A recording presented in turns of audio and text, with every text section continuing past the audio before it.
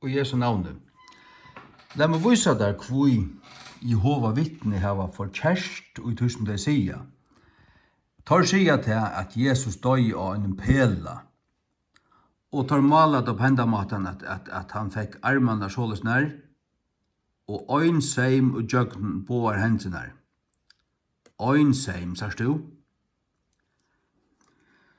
Hatta passar ikke.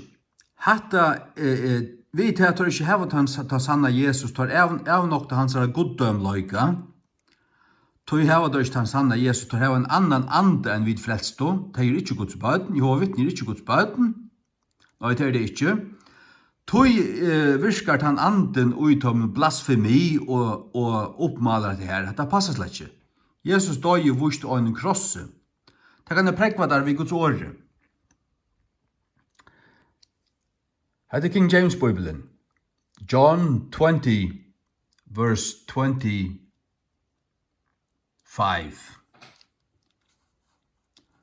The other disciples therefore said unto him, vi Thomas altså, we have seen the Lord. But he said unto them, except I shall see in his hands, fløyrtal, the print of the nails, fløyrtal. Så Jesus hei nagla ui fløyrtal merskir ui hånden sunnen. Han hei ikkje nagla merskir ui hånden sunnen ui øyntal. Altså Jesus hei ikkje eit merskir av øynen nagla ui baven hånden sunnen. Han hei ui baven hånden sunnen merskir av naglun. Hva er merskir til? Det er merskir til at han hei øyn nagla han hei merskir av øynen nagla her, og han hei merskir av en øren nagla her, tog at naglaner og jokken hendrunar var fløyrtal. Naglaner og jokken Jesu hendur var ikke øyntal. Jesus var krossfestur. Han var krossfestur. Og hette er mer nok, at Guds ord sier dette her. Except I shall see in his hands the print of the nails. Ikke in his hands the print of the nail, men the print of the nails. Så Jesus var krossfestur vid trimon naglun. Tvoir jøgn hendunar. Ein nagl jøgn hæs håndna, og en annan nagl jøgn hæs håndna. Og ein til tvoir jøgn føttenar, det vet vi ikke. Men vi vet at det fra Guds ord at han har gitt tvoir naglar jøgn hendersynar. Tog andre hånd for her, og en hånd for her. Tog til. Gjør så vel. Og et annet om krossfesting. Det kjennes som 22. Ivigivna av god og svidjene av månen.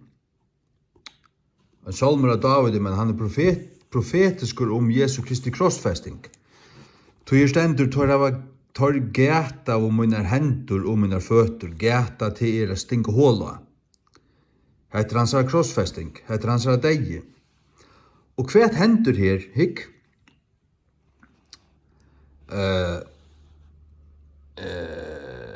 Negver tarvar hava omringa med, sterskir tarvar basjans hava omgjørst med omkring. Det romverande som tar det standarden om Jesu og hoa han og skreia klæin i avn og alt det der.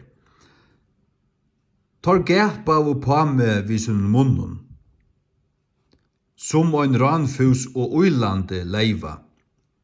I heltur ut lukka som vatten, og all munne bøyn ut jo lije. Mot hjärsta lukka som vaks, til smelta ui mion, innan gømslun munnen.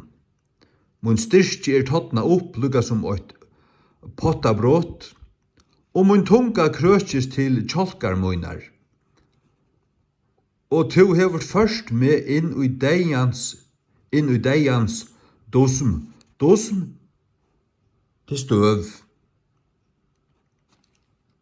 Hikk, han var fyrst nere i støvet, han var lagt nere i støvet, her ligger han.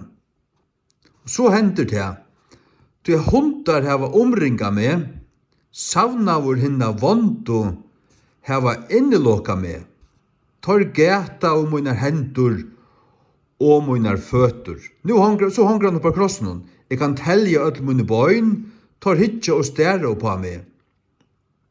Medan så hongrar krossen så hender det her, tar skifta mine klægir søgna mittlun, og kasta loter på min kappa. Sagt du, men her hongrar han. Hever han stundjen, hever han lagtur nyur, og i doste årene vil heisa var opp. La meg så si at der, hvordan det er kvirse. Og trygg så ikke Jehova vittnen. Hikk, ein krossur samanstendur av tvoimund plankon. Tar halda til at uti her som krossfesten fører fram, her stau plankar. Tar stau her. Tar var nelder tvåst, eller tvåst plantar djupt nere i hjørna. Og han som skulle krossfestast, Jesus tar han Jack, han bär ikke en kross som var neldur saman, han bär tvørstikke. Det var det som han bär fra via Dolorosa, eller hva man sier, halt ut av Golgata. Så blev han lagt ur nyur, og her blev han neldur av plankan. Så blev han tidsen, og band blev spent her, og til at her, og en hermever stod her og hala i bandet opp, og ta kom tvørplansjen opp, og så han var heisa over nå lengt opp, så sette jeg en stige opp her, og nelte etla band, ja, alle hans nelte tvørstjøkken her. Så løs hekt han krossfeste, hette plansjen. Hette plansjen, men hette krossartreie. Og ta i han så var krossfester så hekka han av en krosse. Han griske krossen, han ser ut som at han ser mer såløsnare ut, han griske. Hette er vel kallet the Greek cross. Han ser ut som et T. Det er han som mest vanlig okra løyer, til han romverske krosseren. Her og hesestikken lykka lengt, og her cirka dobbelt så lengt. Men om du sier hatt eller hatt til det samme, til en krossur. En krossur merker at det nekka som krossast. Og til det gjør. Men det krossast, tar han hongtur opp av treet. Tar han spentur opp og hongur her, så hongur han sålesnær. Og han hekk, han var neldur og jøgnum boar hendur skynar. Det var han altså. Da må vise at her skriftet i Johannes 20 i føreske King James, hvordan tøtningar mykje det at man sundergrønner årene. Da må vise det. Utan skal suttja og i hans håndon merke av naglonon. Unless I shall see in his hands the mark of the nails. Sørst du? Merke av naglonon. Hva helt og dal sier her?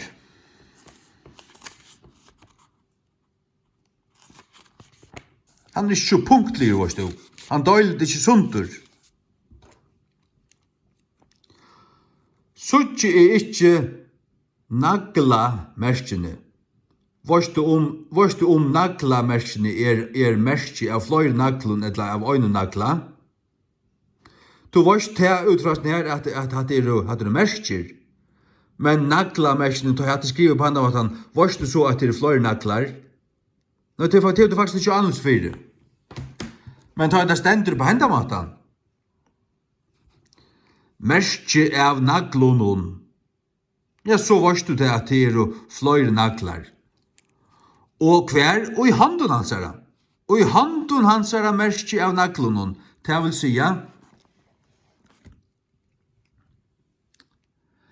sige, og i i handen var et merke av en nagla. Og i hinna i handen merke av en ørenagla. Det var fløyre naglar og i handen. Som gjør det merke i hendene. Hendene fløyre til, og naglene fløyre til. Det vil sige, at det var så. Og ta vita vid. Ta vita vid. Ja. Gjør så vel. Så for jeg tenker sammen om at her, det som viste der her i Salmonen. Det er rettelig viktig. Jeg setter meg akkurat nå nyer til oss og slapper jeg av. Og så kommer jeg til mun anden minner meg av et her. Hvordan det nå? Salmon 22. Legger meg nyer i deians dosen, og sov det til at han gæta over.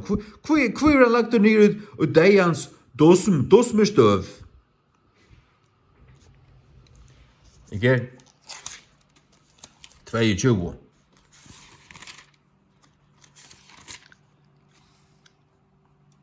At det vers 15.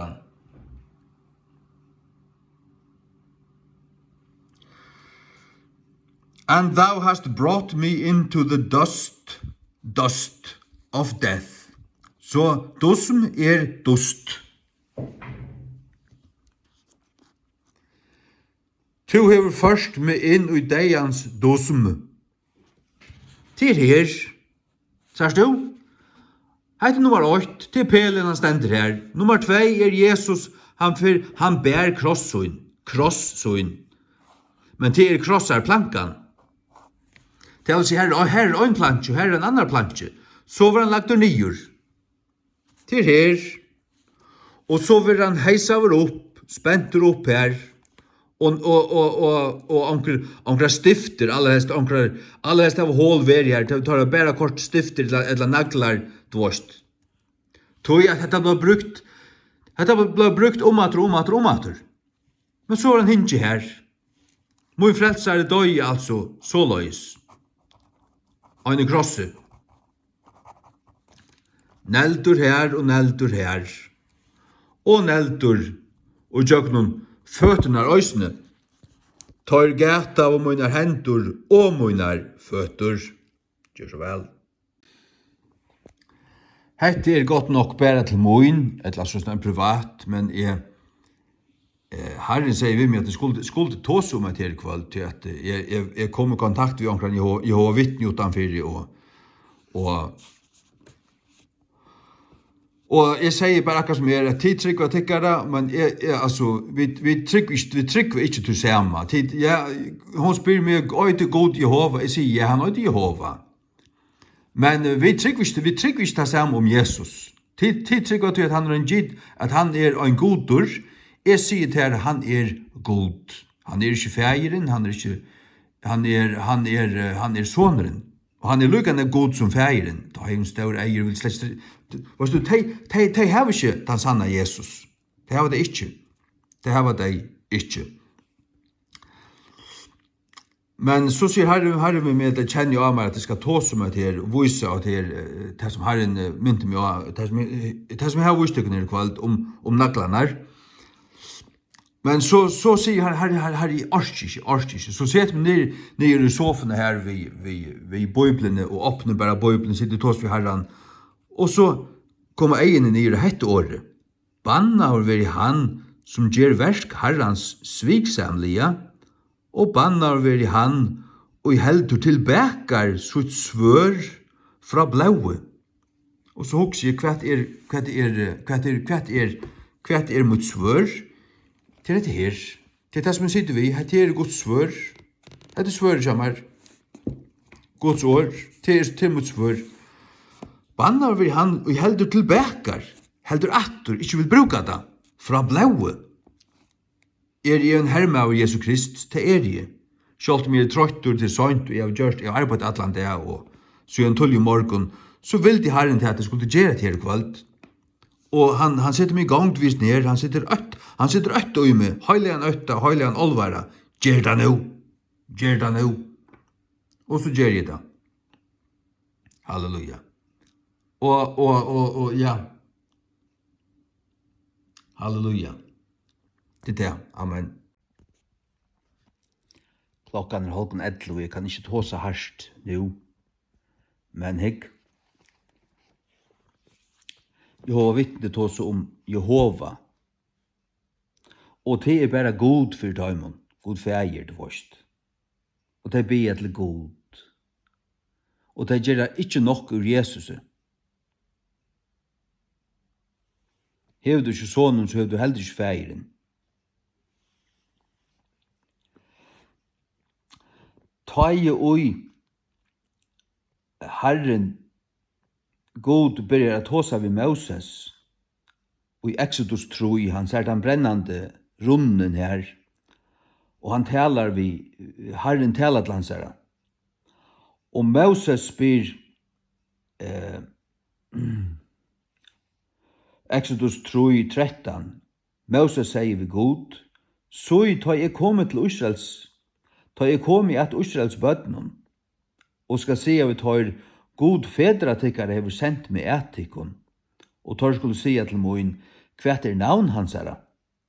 Hva skal jeg se av tar? Og god sier vi Moses, ere ta ere. Og han sier, så skal du se av i bøten Israels, ere hever sendt med etikon. Hatt det første som Herren sier om seg, hvor han Han ber om, hvor skal jeg si jeg har sendt meg? Hva navn hans herre? Så det første navnet han fær til ere. Det er det første navnet Herren gjør å vite om seg. Så kommer kapittel 4 og tar tåsa enn. Nei, nå får han atter til Jethro at det i kapittel 4. Men i kapittel 6 kommer Herren atter og taler ved Moses.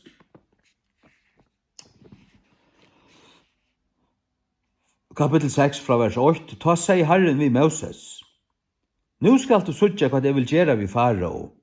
Til at vi sterskare hånd skal han leta dår færa, og vi sterskare hånd skal han reka dår ut ur landet, søgnon. Og god taler vi Moses og sier vi han, i Herren. Og byrstist et Abraham, et Isak og et Jakob. Vi navner noen god almåttor. Men vi må navne Jehova vær ikke kjent for tøymon. Her gjør han sitt personlige navn. Hans navn Jehova. J-H-V-H. Ikke J-H-W-H. Det heter J-H-V-H. Det kallas for tetragrammaton. Og det endar vi noen ha, det sier vi til dette stakkalavatti snakkar vi i kvöld. De skriver Jehova vi J-E-H-O-V-A.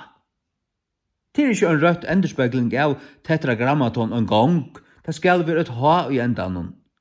Og ta først du tjei bøkstaver og i okkara bøkstaven. Men av hebraisk kunne det altså 4 bøkstaver. Til vi køyra sjolvlia og i middelen til 4 tjaljavene. Men så blir det tjei. Og det et godt tal, det det rette talet. Tog det Guds navn. Men hygg, første navnet han gjør til i ere, og så kommer hans personlige navn til Jehova. Og til den samme, til god fægir, eller god. Herren god. Jesus og Johannes, ta i det å komme til han.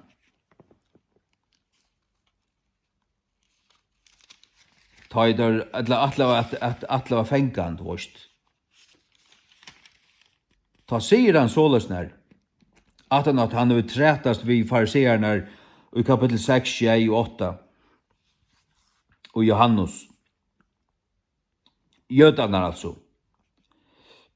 Fra vers 6, Johannes 8, 6, tykker fægir Abraham fegnaist a sudja mun det, og han sa han og var glævur. Ta så de jødane vi han, tu ikke enn 50 år gammalur, og hever tu se Abraham? Jesus sier vi tøyr, sannelig, sier etikkun, over enn Abraham vær, Ikke Arne Abraham vær Jesus sier ikke bare til at han han sier at han Before Abraham was, I am. Over enn Abraham vær, komma, ta stekkar han, så sier han, Arn Abraham vær, bløyv, levde. Ikke er.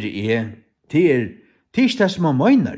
Det som han sier, det som jødene skiljer det som, han sier, Arn Abraham vær, der levde Abraham 2000 år før Krist.